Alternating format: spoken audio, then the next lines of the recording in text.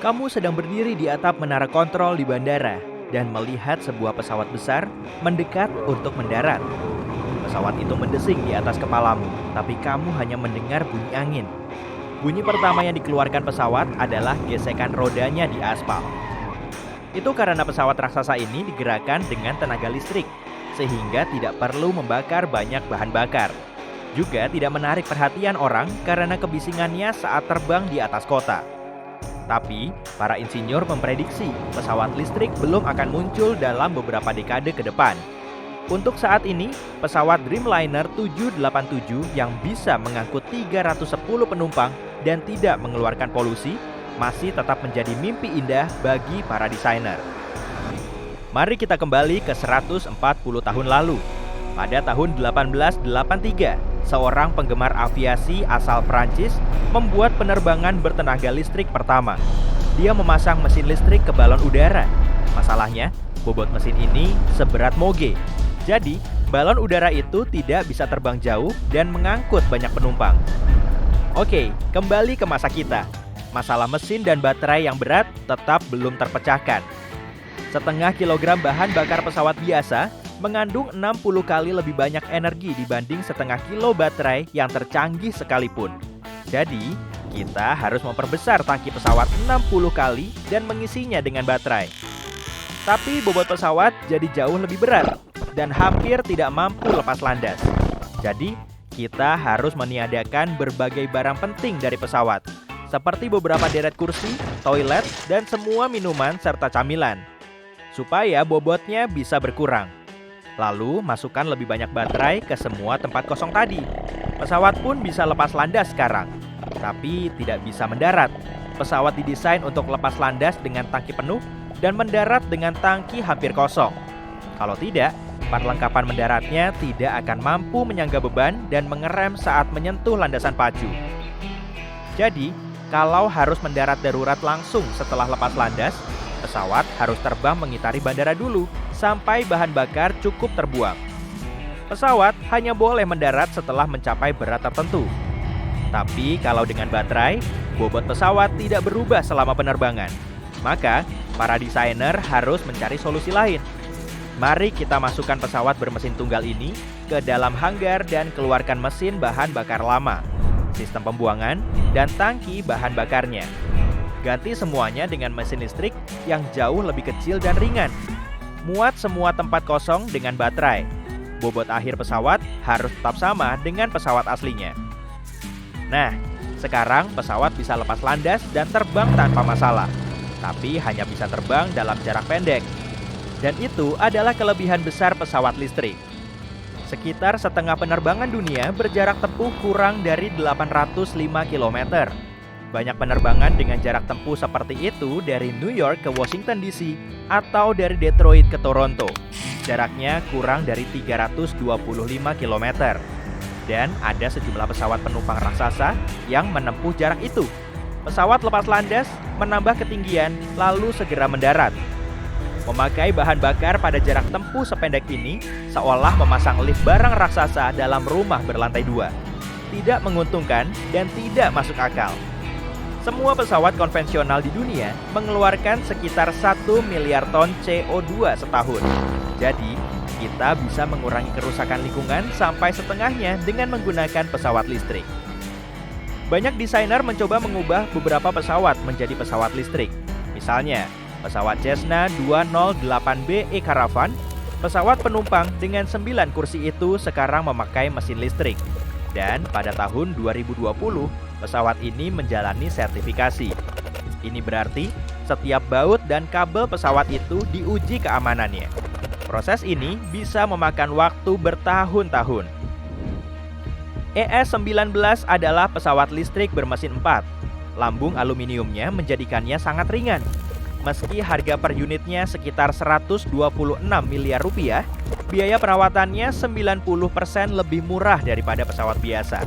Dan tenaga listrik untuk pesawat itu sendiri 50-75% lebih murah dibanding bahan bakar standar.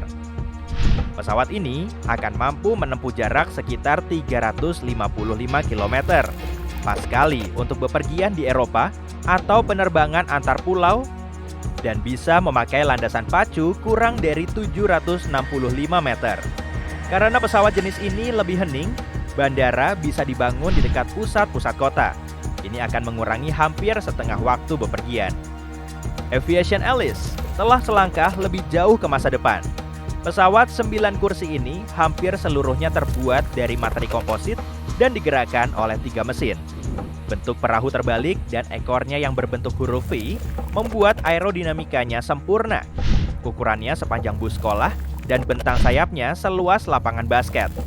Bobot lepas landas maksimalnya seperti 2 mobil SUV. 60% dari bobot itu adalah baterai.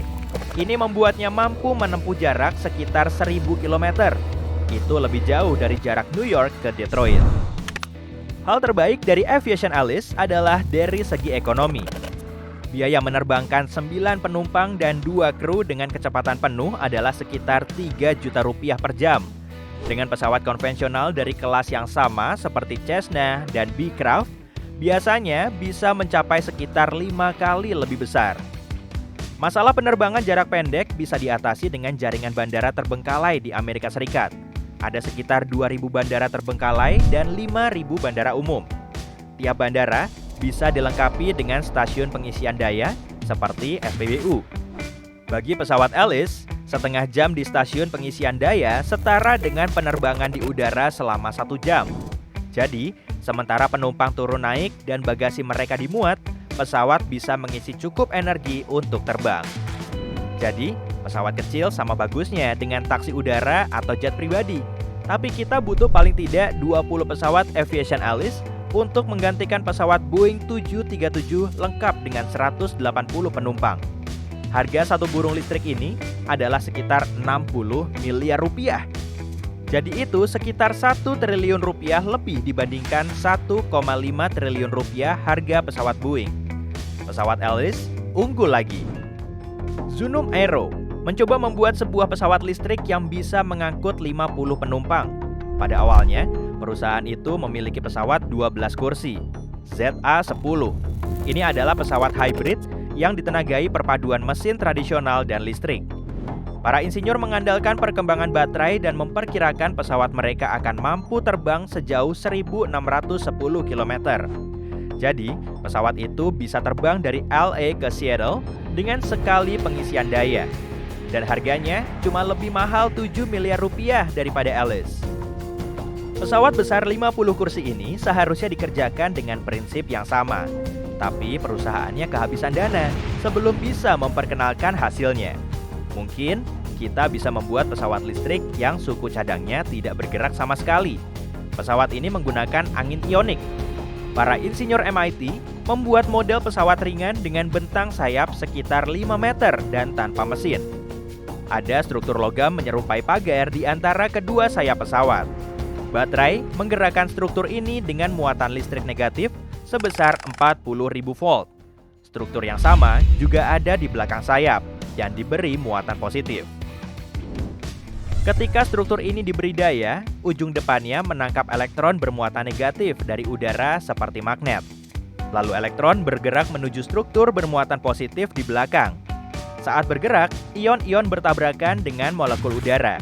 Ini membentuk daya dorong seperti pesawat biasa. Dan selagi bergerak, pesawat ini terus memengaruhi partikel-partikel di udara dan mendorongnya ke belakang. Para insinyur dari MIT melakukan sekitar 10 uji penerbangan. Pesawat mereka mampu terbang hampir sejauh 60 meter dengan dorongan ion. Tapi pesawat modelnya hanya berbobot 2,5 kilo dan terbang tanpa pilot. Pesawat berawak paling ringan di dunia, BD-5J, berbobot lebih dari 7 kali lipatnya. Jadi, pesawat itu harus bersayap raksasa agar struktur logamnya bisa digerakkan dengan dorongan ion. Dan voltase dalam struktur itu harus jauh lebih tinggi untuk menghasilkan cukup dorongan agar pesawat bisa lepas landas. Jadi, teknologi ini masih harus dikembangkan dan diperhalus bertahun-tahun sebelum bisa diuji pada pesawat berukuran biasa. Sekarang ini, salah satu skema mesin listrik yang paling ekonomis adalah memadukan baling-baling atau turbin tradisional. Pesawat bisa memakai motor listrik untuk lepas landas yang cepat dan senyap. Pesawat akan mencapai ketinggian dan meninggalkan kawasan udara kota yang padat penduduk. Lalu pesawat akan menyalakan mesin utama yang digerakkan oleh bahan bakar. Ini memungkinkan pesawat untuk bisa berkecepatan tinggi dan terbang dalam jarak jauh. Sementara itu, baterai pesawat akan diisi oleh generator yang digerakkan mesin utama. Saat tiba waktunya mendarat, mesin utama berhenti dan pesawat mendarat tenang dengan mesin tenaga listrik. Jadi, kita perlahan sedang menuju pembuatan pesawat listrik yang senyap. Lalu kita akan bisa menempatkan bandara lebih dekat ke pusat-pusat kota. Ini akan menghemat waktu bepergian dan mengurangi jumlah gas berbahaya yang memasuki atmosfer bumi.